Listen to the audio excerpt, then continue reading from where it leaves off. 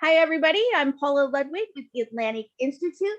We are an organization about learning about different cultures, religions, meeting your next door neighbors. Our vision is of a peaceful world, and we believe that understanding other cultures and things that are different than us is one way to go about that. Um, I am asking that everybody put in the chat, and you can do it just to me if you want, where you're from. We like to see where everybody's from. We do event audits. And I am going to now turn this over to our host, Kathy Hart, and we're going to learn about Gelli-print printing. Kathy. Thank you. Well, it looks like you and I are the only ones from South Carolina. It does. From everything that you're showing here. My name is Kathy Hart, and I am from Columbia, South Carolina. And when COVID started, and y'all know when that happened, I was like, well, what am I going to do to keep myself busy at the house while, you know, we're all not supposed to be going anywhere? And so I discovered this art form called jelly printing, and I had never heard of this before.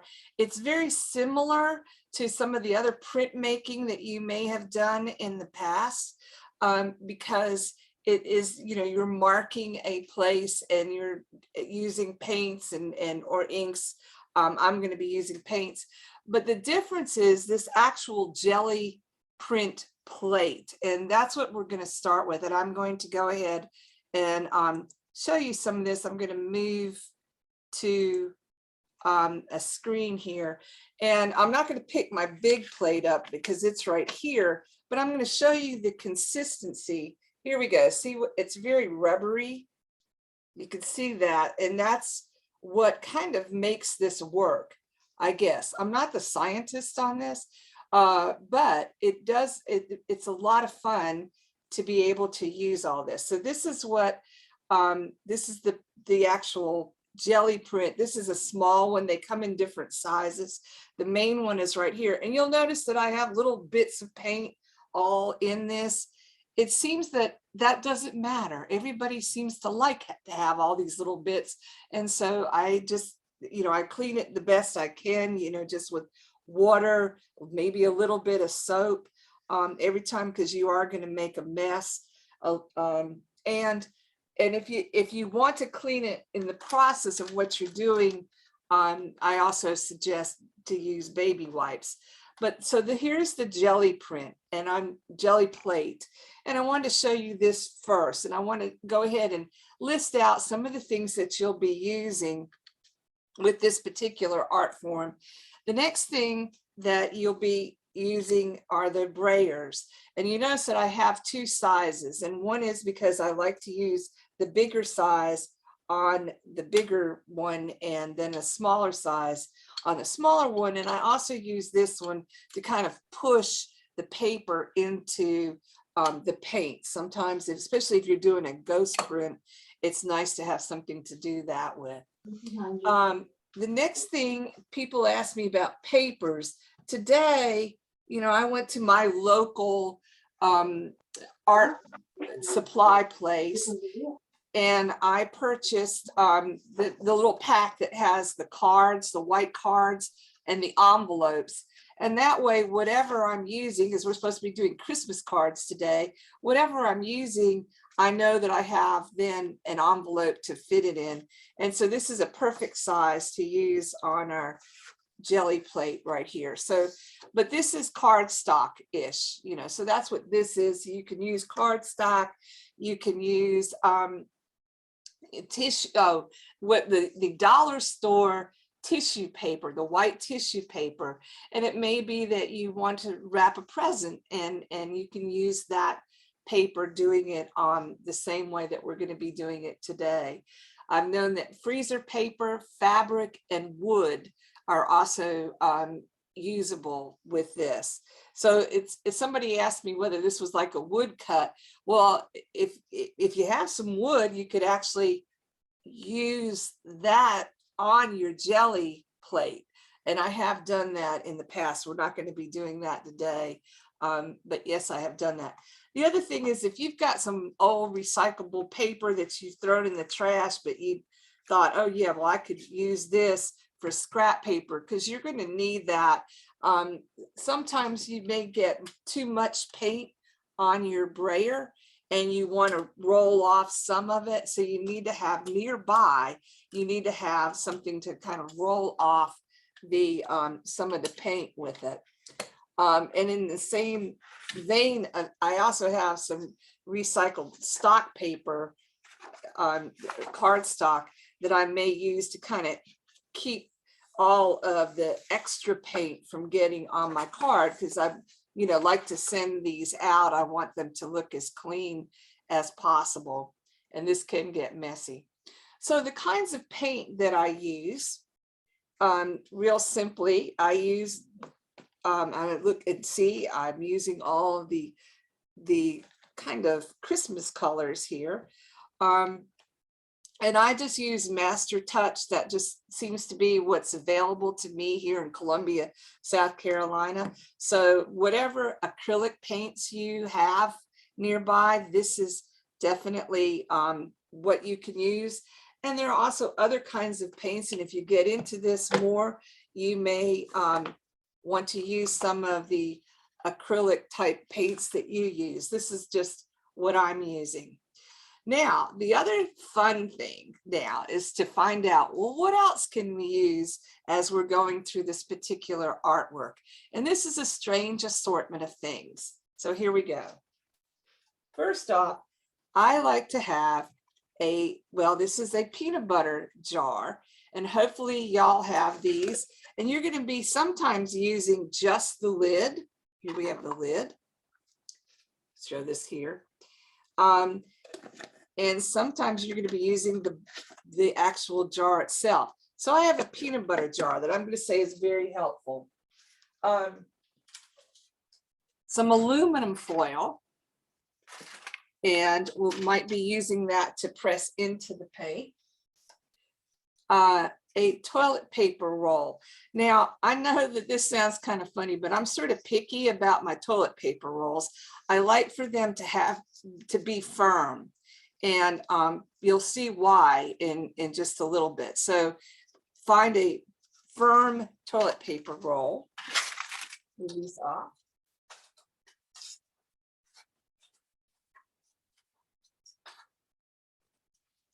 And bubble wrap. So I have a little piece of bubble wrap. This is Christmas time. Hopefully y'all got a lot of bubble wrap at your house. Tongue depressor. These are all things that hopefully you can find in your house. Piece of corrugated cardboard. And burlap. Well, it just so happens that I have this strip of burlap. It was actually, burlap ribbon. It has a wire in it, and that's very helpful. I don't know why, but I've gotten used to using this. So those are some of the household items that I have collected for us to use. In addition to the fun household items, I'm also suggesting that you might want to include stencils. And so first off, I'm going to show you some of the store-bought stencils that I have used in the past. And the ones that we're going to be using today. But you can see just these kinds of stencils make great backgrounds for your cards. All kinds of, you could tell the ones that I've used pretty regularly. Here's the blue one that I really, really love. And then I've used this one, all the different parts of it, because you can see there's a lot of different parts to use on that. So these are great for background. And then some of what we're going to be using today too are these little Christmas stencils to kind of put as an overlay. So you could sort of see these. And the reason why I'm laying these out is because I want to show you the thing that they have in common. When you're looking at stencils, the thing that I suggest you look for are stencils that have a big space in them, like this one does, and the bells and the Christmas tree. I think that shows up a lot better on a busy background. For just an example, let me show you this one thing. Here is the hat, the Christmas hat. And I thought it would be fun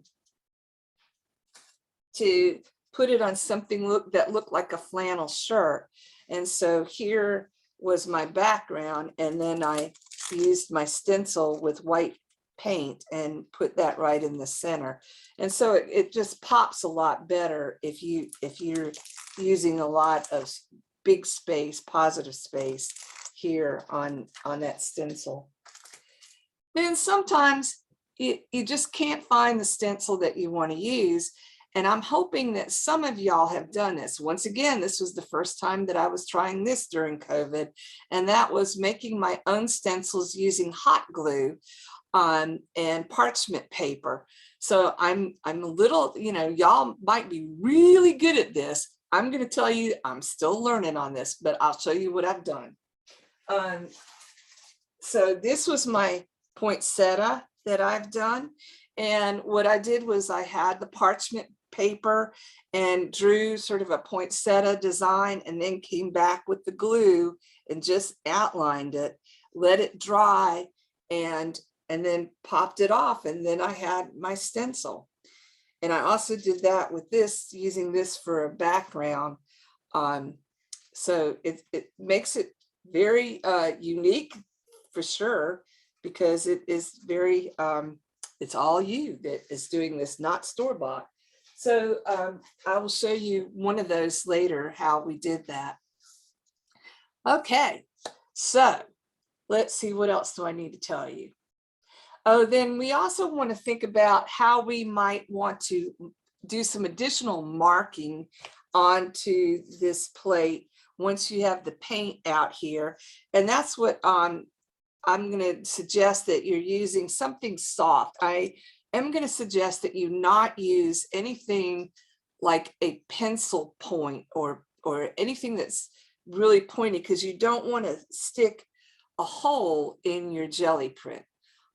So that's important to note. So you've got things like your tongue depressors, and then of course the ever popular, we have this lovely Q-tip, and we will be using the Q-tip a little bit later as well.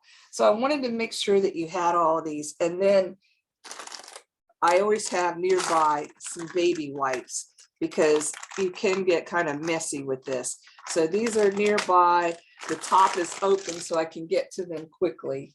And we are about ready to go. So one of the things that I wanted to do is to start off by giving you a basic, how do you roll out this paint? What is the texture? What should it look like? And so we're going to start with that. And I'm going to just use a little, what I have found is if you use 3 kind of dots, and I'm going to use 3 different colors so that you can kind of see how they blend in the process. So this is Christmas. So I'm using the red and green, and maybe I'll stick some white here also. And that is about all the paint that you want. You see how much that is? That's not a whole lot. So we're gonna just roll it out so that you have, ooh, look at that pretty color.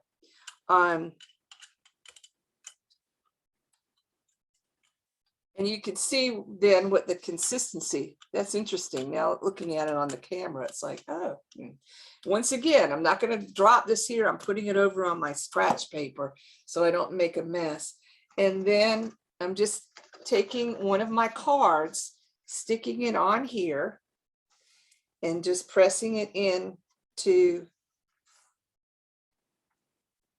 and see, this is what I don't like. I just put a little mark there. You're going to try to prevent that, and you pull it off, and here's our first pull. Let's see if I can figure out how, oh, there we go. So there's the first pull on this. Now there is such a thing as a ghost pull. So this would be the second pull, and I'm just going to stick this back on here. Sometimes I like the ghost pull better than the first pull.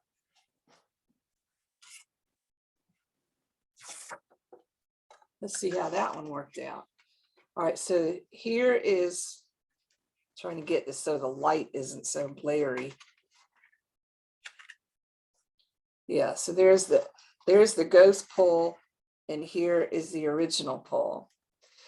Very Christmas looking, right? So I'm going to just set these aside for a little bit so they can kind of dry.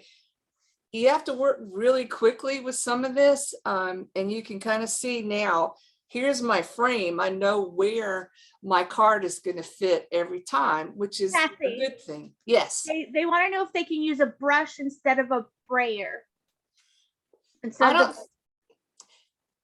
You could.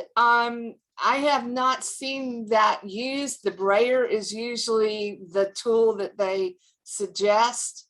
Mainly, I mean, you could use a brush, a paintbrush, if you're using your stencil. And sometimes to get the right amount of paint on the stencil, I would use the brush there. But on the actual jelly plate, I think the brayer actually is the best thing that you want to use. I mean, this is not an exact kind of art form. As you can see, you know, it's kind of just very fluid and fun. It's not anything that is I don't think it's hard to do. I think it's just fun, and it's sort of contagious. You kind of get going on this and you're like, oh yeah, well, let me see what else I can do. And so now that I've done this, what I want to do is to show you how to use some of these household items that I have brought to the table. And let me get some additional paint on here. Well, let me show you what I'm going to do first. It's a smoother layer of paint from the brayer. It's what?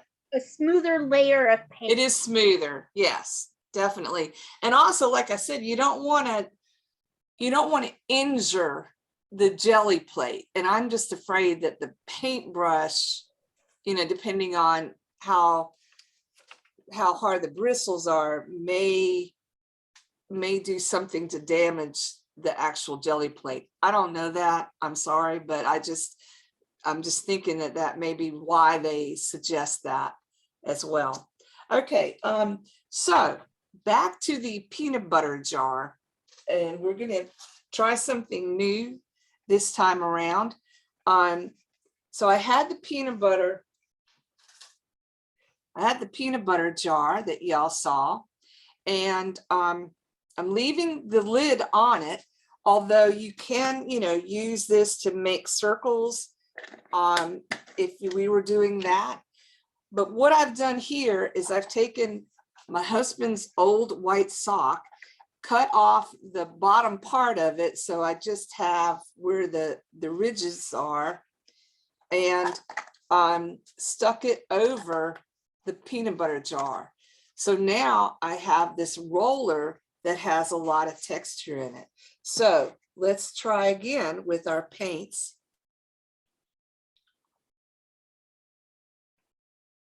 Little red, little green,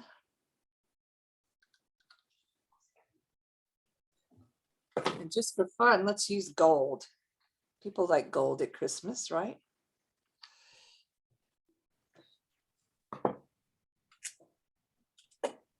And like right now, my brayer is pretty, you know, have been rolling it over here until it had no paint on it. So I'm basically starting over again. So we're doing this, and then I'm going to take our roller that I have made out of the sock and the peanut butter jar, and I'm rolling it across here, and look what's happening. And you can also come back if you want to make it look more like a plaid of some kind, and roll it this way. And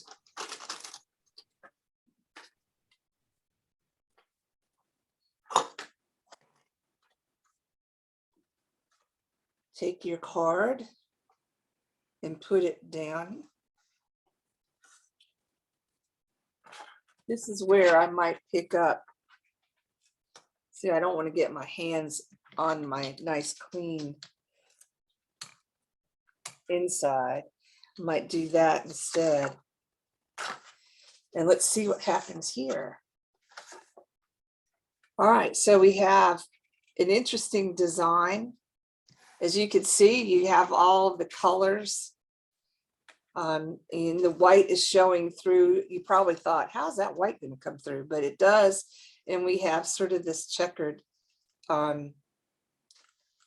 design. So that is using this. And I have a lot of fun with that one. I'll show you some things later that we've done using that. So I'll stick that over there. The next thing I'm going to show you is using bubble wrap. Yay! How fun is this going to be? So right now we're going to use a different color red. Well, I mean, this must be a brand new thing. Yay.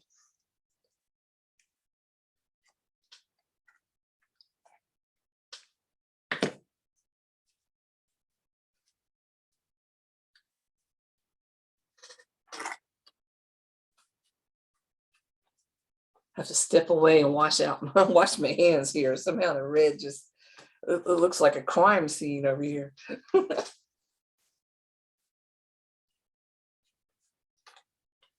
Okay. Different color green, maybe.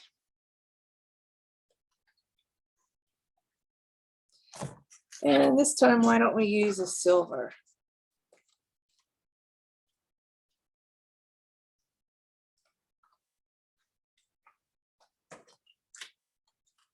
Checking out, making sure that my Brayers. I have a question. It says, could you roll the sock with paint over paper and get a texture?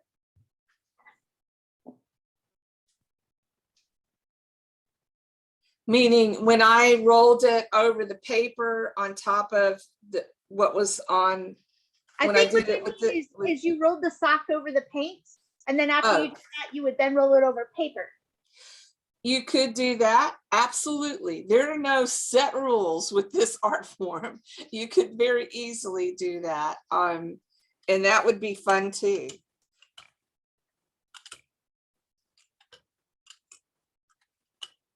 Okay, so in this situation, we're going to lay down bubble wrap. And I'm going to use my clean brayer just to kind of make sure I've got all of this covered. Peel that off. Take one of my cards. You see what's happened already? Doesn't this look neat? Oh, this is going to be fun. See if I can keep my fingers out of the paint. This is the only problem with cards. You don't have this with other. If you're doing like a full picture, it's just with cards where your fingers are kind of close in. All right, so look at the texture on this. Doesn't that look neat? And you know, notice right there where there's a little white spot. Well, what I do sometimes is I just come back in, find some where that paint is, and just add a little bit more. Let's see if I can get a better. Yeah, so there. So that kind of is sort of, that turned out pretty neat. So that's using bubble wrap. So far we've used a peanut butter jar, a sock. Now I'm gonna try couple of different colors of green.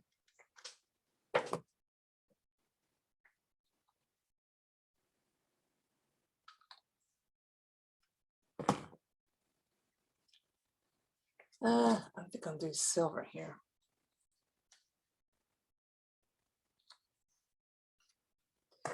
Clean off my brayer, get rid of some of the red since I'm not using red.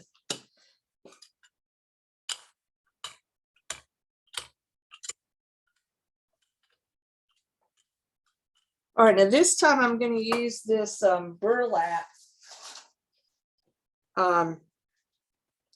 And the way I usually do this is I will actually run my brayer over it to kind of push it in.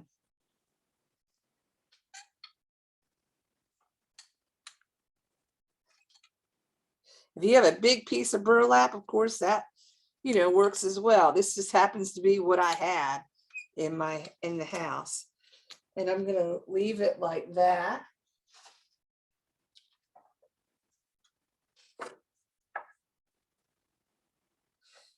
By the time this is over, I'm going to have all my Christmas cards made. This is great. Look what I did. All right, now this should be kind of subtle in a way, but I think it's kind of neat too. And look what happened. I pulled up some of the bubble wrap in this, and that makes it kind of fun too. And some of the red is over here. But that's all part of this. That's all part of this. The fun of doing this is there's all these little surprises of things that are left behind, so to speak. Let's see, what haven't I done over here? Oh, two more things. All right, I'm going to change this up and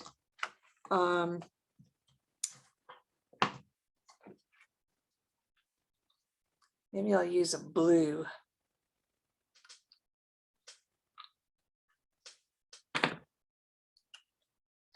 A lavender. Some of you might think of these as Christmas colors. I don't know.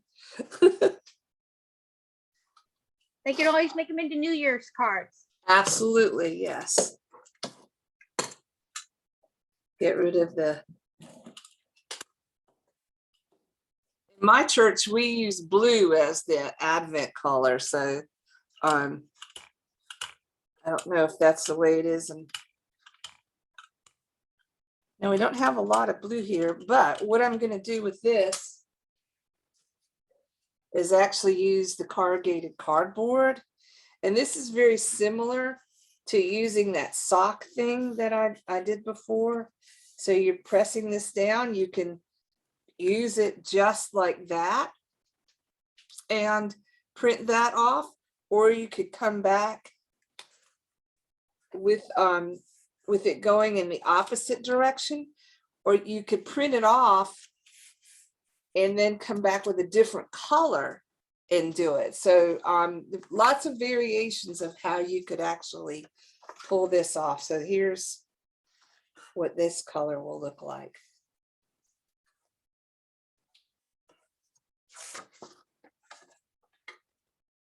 I must not have pressed it enough in the middle, but there, so there we go. All with corrugated cardboard. Who knew?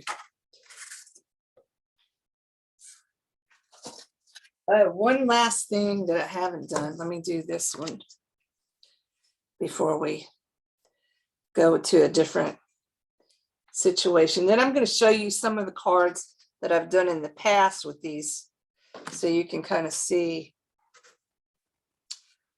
What do we do? Red.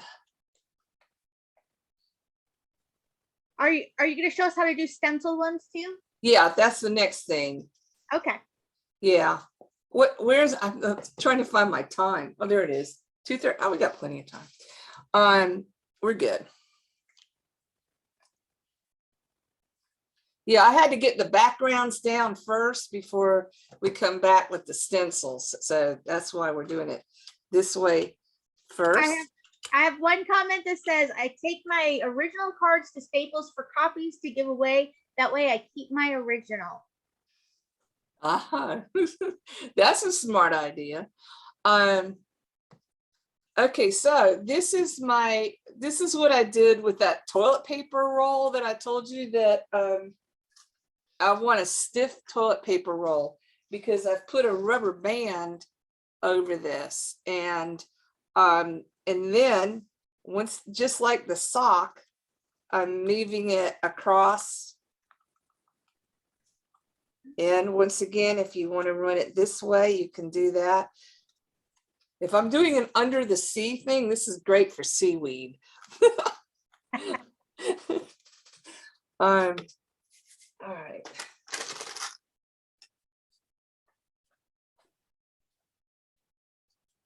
I don't think it would help to use gloves because you'd still be wiping your hands off all the time. It's just messy. Let's just call it like it is. It's just messy. This is not for anybody who doesn't like mess.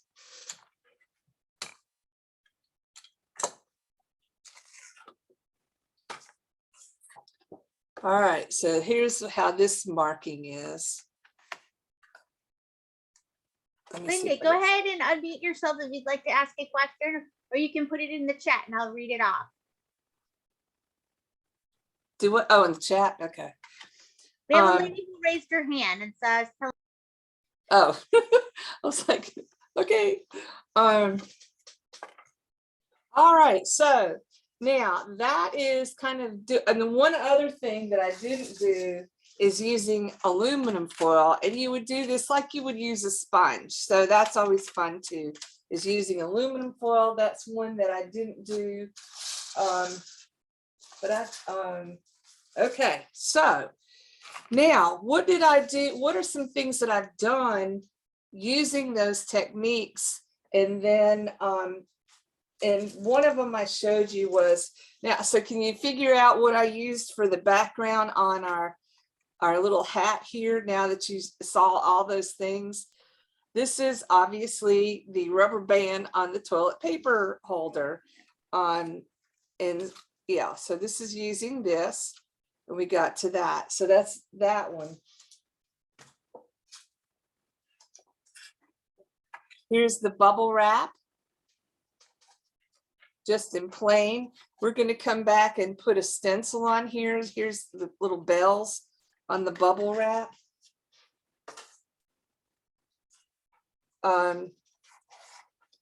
This was using the sock and then coming back with one of the stencils, and we're going to do some of those. This is once again using the sock and the peanut butter. I kind of like this one. And this was actually the ghost. This was the original pull, and this was the ghost pull. And like I said, sometimes I like the ghost pull better than the original pull.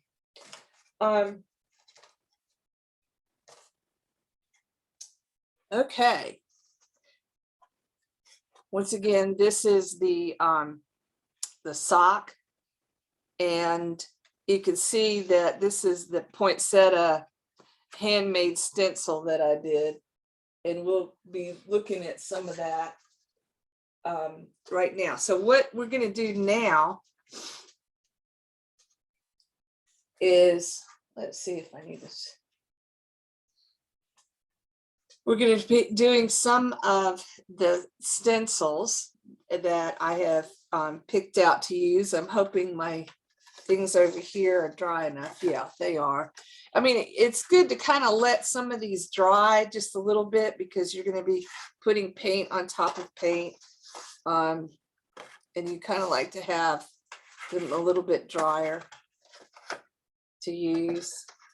So we're going to come back with some of those. One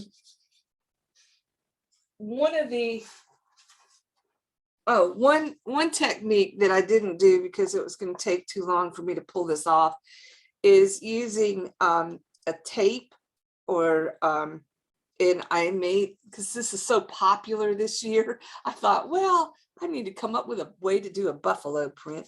And so I did using, I would use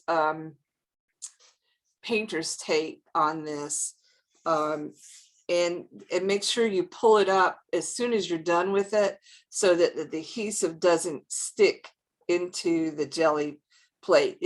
The jelly plate is durable, but it's also, you don't want to mess it up in some degree. So anyway, so this is how I did that one. And I just wanted to show that to you because then I came back and this was the Christmas card that I made with it, with the stencils. And you can see why I like having a big piece of where you can put the paint on your stencil so it actually shows up. Because in some of the stencils, you try to put it on top of something and you can't really see it very well. I also call this my, okay, well, it didn't quite work out, so maybe I'll just make it a gift tag. That's this pile right here. So you never have to throw anything out. Everything could be something. So this was a deer that I made, and it looks cute there. But in the full card that I did, it got lost because there was just so much going on. But as a little gift tag, that works out really well. Of course, I did my black and white buffalo print. Kathy, they want to know can you explain if you put the tape on the jelly plate or card? You put it on the jelly plate. Most of these are all on what I've shown you so far is everything goes on the jelly plate. We're now going to go, we're going to be doing something a little bit different from that. You know, but yes. So here was another kind of screw up that became a gift card for your packages. So that was one thing that I learned early on, that there's really no such thing as a mistake or something that you throw out, because you can always make gift tags with your ones that you're not really that pleased with. Okay, so quickly, what we're going to go into now is the stencils. And let's see. Here's what I'm going to use. I have a smaller jelly plate, and somewhere in my mess here. Well,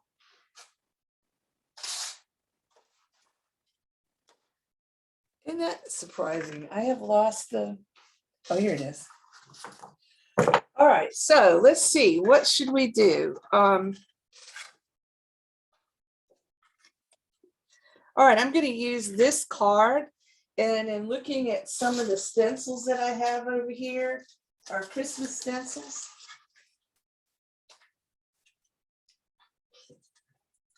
I think I would like to use, once again, I think maybe doing a stencil of the stocking would be cute. So what I will do is take my jelly plate, the little one, and stick the stencil on top of it. Oh, let me move this up so y'all can see.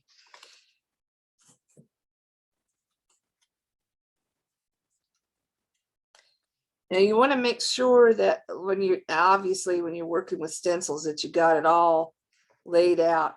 Now you notice that I've covered as much as I can of both the jelly plate and anything that I think I don't want on my stencil. And then I'm going to be using my smaller brayer. And in this situation, let's see what color we should choose. I don't want to use white. How about if we use the dark green stocking? And just a little dab. This is a lot less paint than what you would normally use on the full sheet, obviously. And you're just trying to get it all covered.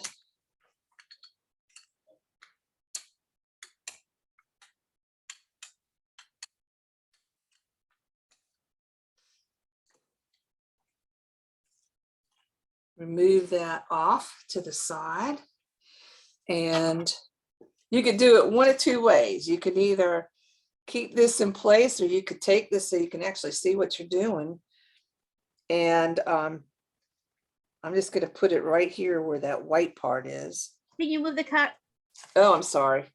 So here we go. We're right there. And so there we have a little print on there.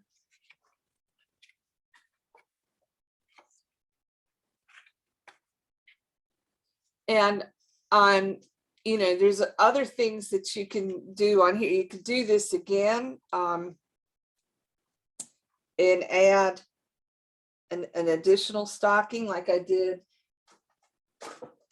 with this red one. Oh, I don't know where it is. You know, and you can do whatever you want to onto your I'm kind of just doing this quickly so you can sort of see the technique. But there is one of them. So this is how I use this kind of stencil. And I think it's easier to put it on a smaller thing than to try to do it here and then turning it over. I like being able to maneuver it so I can see what I'm doing. But that's me. I guess that's what that's one of those things. So let's see.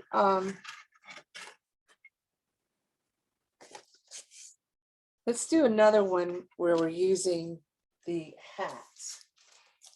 Well, now let's see.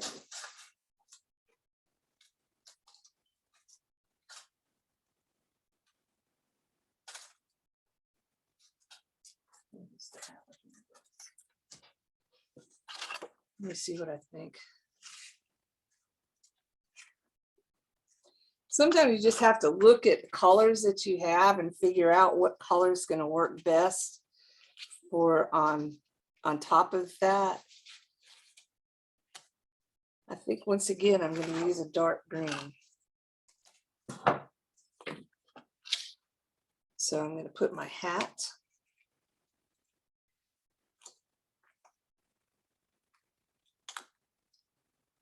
Make sure that it's all on the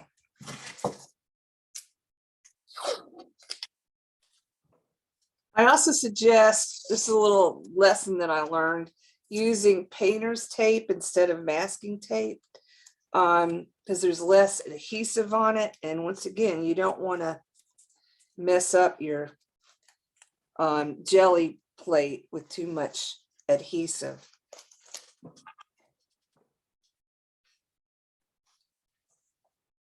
And let's see how this works. We're going to use a darker green.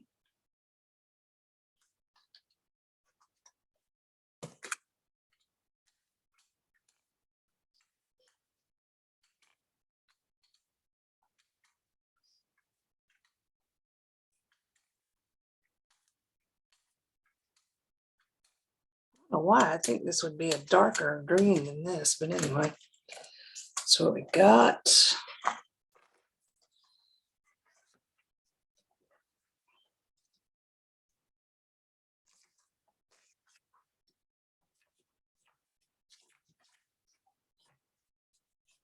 They want to know if the jelly plate is one-sided or if you can flip it over and use the other side. You can use both sides.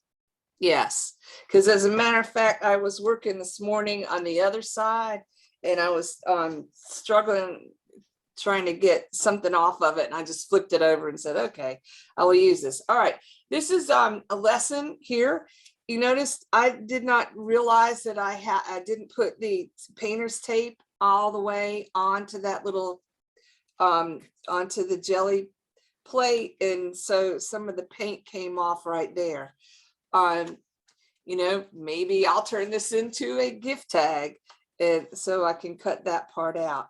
And also it didn't print. So you got to, you know, use your best artistic abilities to do the best on this. I'm trying to kind of do things quickly, so some of this is not as professional looking as possible. So, but these are all good lessons to learn in this process. Okay, one of the other things that I want to show you, some other fun things that I was working on, are these things. I have a candy cane and then a Christmas tree. And both, once again, they came from the white paper that we have over here. But I've used a different kind of marking system than what we've looked at so far. And let's do the candy cane. And I will put just red down this time.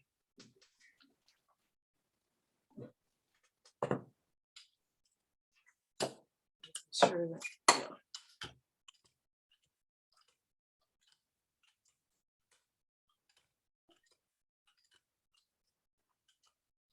You see, you do get a really smooth, and I'm sure that's why they say use a brayer.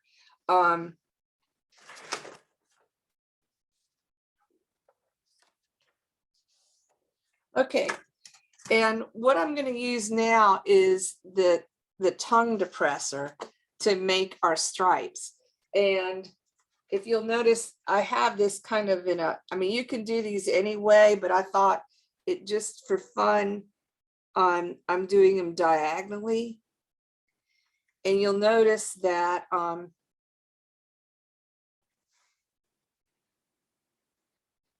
it's just a way of marking off some of your paint. This is where it reminds me of monoprinting on glass. So you do something like that, and then you come back with your card.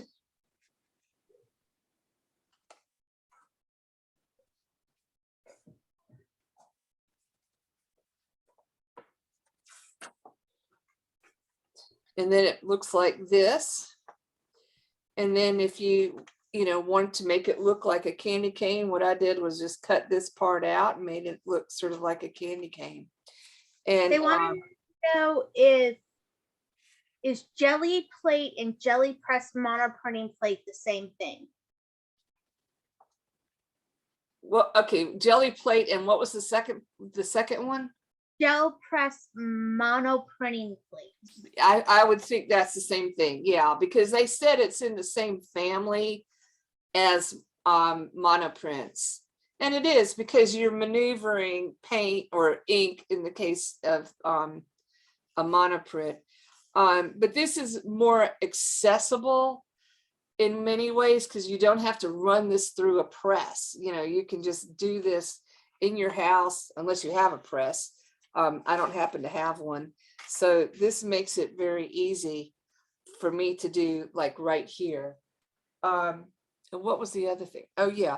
So I made this tree, and you can see that one of the things that I did to start with, I kind of used my tongue depressor and kind of made a couple of lines here, and then came back with the burlap,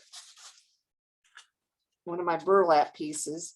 And you can see now the burlap part in here, and ran that. And then the last thing that I did, once it was all cut out, I don't know why I decided I was just going to cut this, because why not make it look like a Christmas tree? And I came back with the I can never remember what these things are called. It's so funny. Q-tip. Q-tips, thank you. It's not like I've never seen a Q-tip before, y'all. I see them every day, believe me. And dabbed some gold paint, and just to kind of decorate that all up. But once again, I can use it as a card. So what other questions do y'all have for me? I think I have kind of, and you could use your finger if you wanted to. You realize you're going to have mess all over your fingers anyway, so you might as well. Do clean off the jelly plate every time, Kathy? Like, I'm noticing that you kind of don't. Yeah, you know, it's odd. I don't. And most people that I've seen on the YouTubes, they don't either. And they kind of like having this sort of extra paint because it kind of adds sort of a, I don't know, just extra texture to it. So you can, and I will show you that with the baby white, you can. They want to know if you can use rubber stamps on these. I would think so. I mean, as a stencil versus how,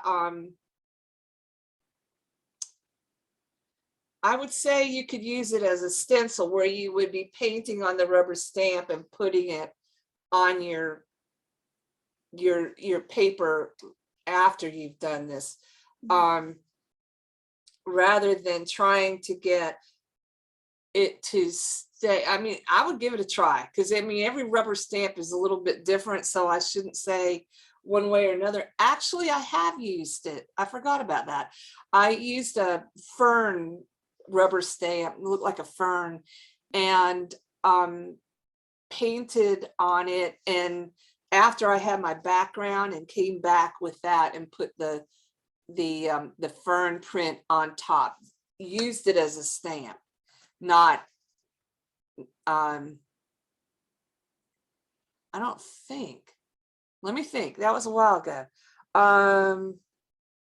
Maybe I did put it on here and then put the paper on top and did it. I might have done that. But that would, you would use a brush, you know, to put the paint on the rubber stamp. When you're using, when I'm using like a homemade stencil, I use a brush instead of a brayer, because you've got to get as much paint onto this as you can, because you're then pressing this down in there, and you can see that it doesn't come out super dark. So I did want to give you that tip, because I found that out in the process. But you can see how this cleans up with a baby white. Okay. See? Oh, wow. Yeah. So if you feel so inclined to clean up this after every pull, you know, you can do that. I finally decided, well, I guess I kind of like some of this stuff that's all over it. And so I just went with it. It makes each card unique. Absolutely. Every card, just like any of this printmaking stuff, that's what is fun about printmaking to me, is even though you're not sitting there and having to draw out something, this just makes it unique and fun to do. Any other questions?